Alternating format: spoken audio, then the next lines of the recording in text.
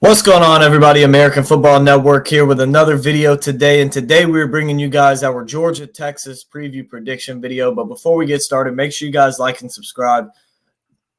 Comment those thoughts and opinions down below. Help me reach that goal of 9,000 subscribers by the end of October. We're just a little over 100 away from that, so let's get going.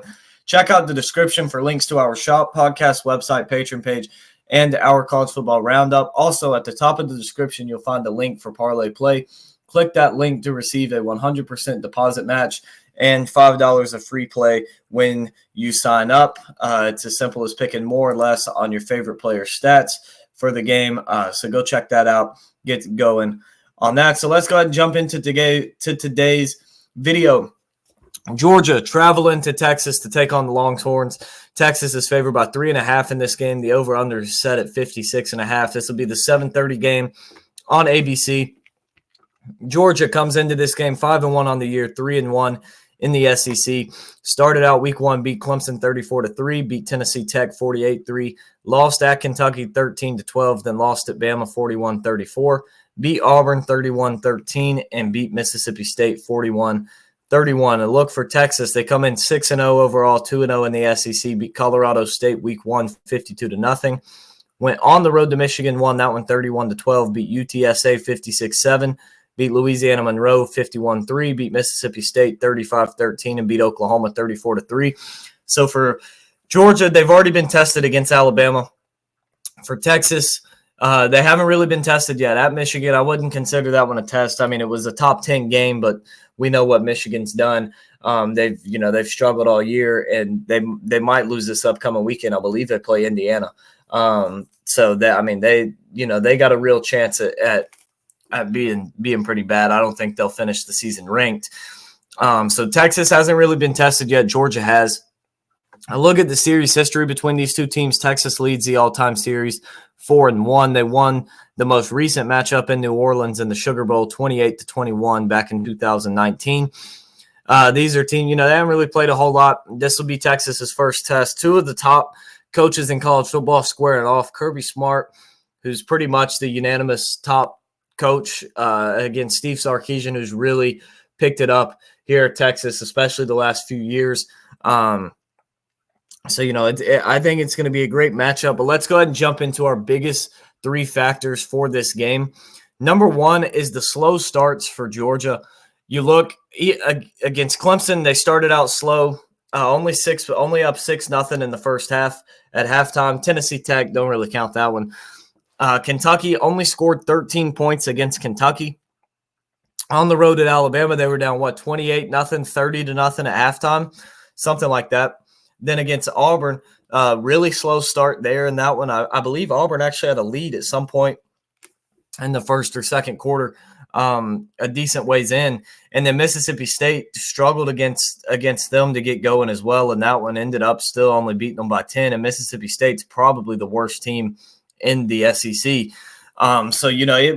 It's been slow starts for Georgia. You look for Texas, not really any slow starts other than a little bit against Mississippi State and against Oklahoma last week when Quinn Ewers first returned, but we're still up 21-0 or 21-3 at halftime. Even though Oklahoma was up, you never really felt like they were in control of the game, never really any fear for Texas, but that's something Georgia can't do against this Texas team. They're not going to be able to come out and start slow. You're not going to, be able to be down 30-0 and even have a chance like you did against Alabama. That's just not going to happen. You're not going to be able to start slow against this Texas team. You're going to have to come out ready to play because Sark's going to have his boys ready to go, ready to play, and you're going to have to be ready as well.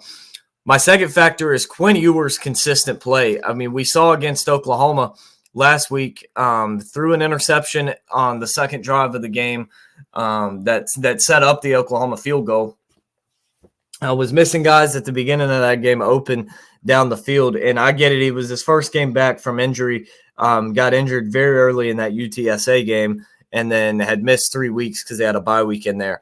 So I get it, first week back in a while, but You're not going to be able to do that against Georgia. You're not going to be able to come out of the game and miss guys open 30 yards down the field that could have potentially been touchdowns and throwing an interception on the second drive of the game. That's how you lose the game right there. So Quinn Ewers is going to have to step it up. He's going to have to play at that elite level that he was played at before injury and that he played at all of last year.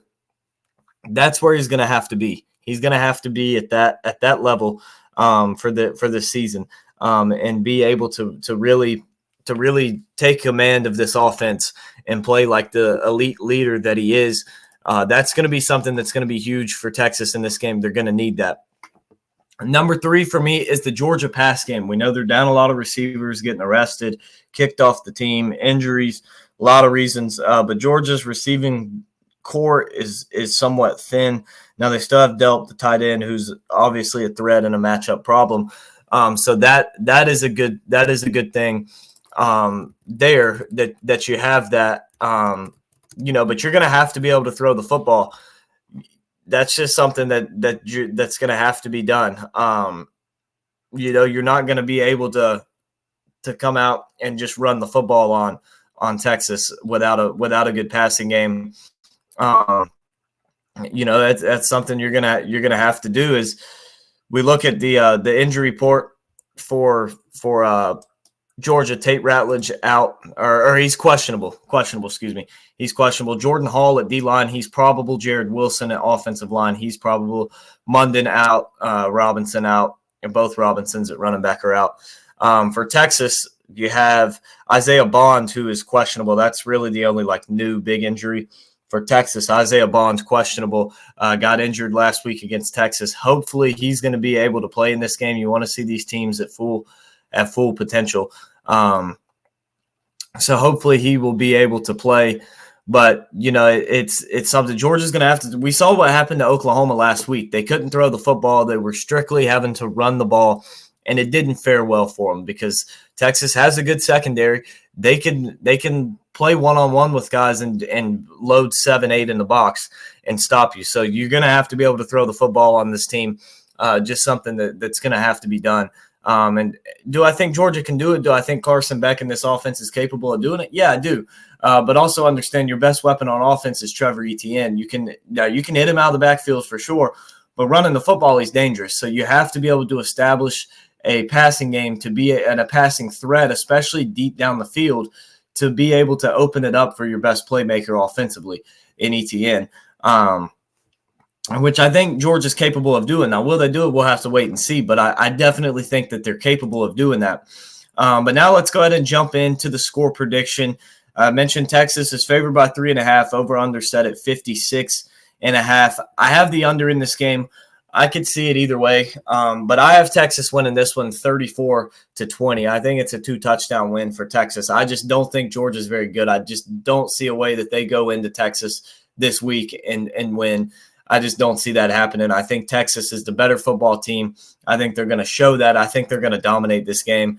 I'm not a believer in Georgia. I mean, we look back, struggled against Kentucky, struggled against Bama, even though that one ended up being close, struggled a little bit with Auburn, struggled some with Mississippi State.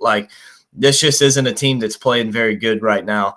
And I think this Texas team is rolling. I think they move on to 7-0 and get a win over the Bulldogs.